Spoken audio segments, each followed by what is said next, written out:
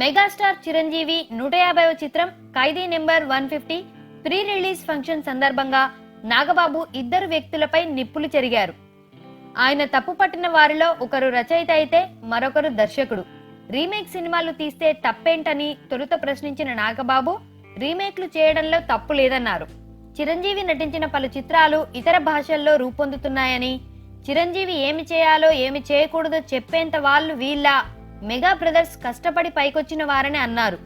ఈ సందర్భంగా ఒక రచయితను ఆయన తప్పుపడుతూ, ఆయన ఒక రచనా వ్యాసంగ నిపుణుడు, కనిపిస్తే కాళ్లకు దండం పెడతాను, అయితే అతనొక మూర్ఖుడు, పైగా వ్యక్తిత్వ వికాసం కోర్సు చెప్తాడు, సొంత వ్యక్తిత్వం లేనివారు ఇతరులకు చెబుతారు అంటూ విరుచుకుపడ్డారు.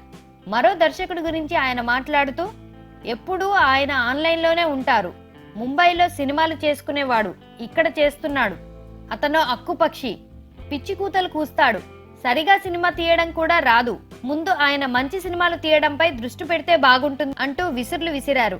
ఎవరేం చేసినా హిట్ అయ్యే సినిమాను ఆపలేరు, ఫెయిల్ అయ్యే సినిమాను హిట్ చేయలేరు అంటూ నాగబాబు కుండబద్దలు కొట్టారు.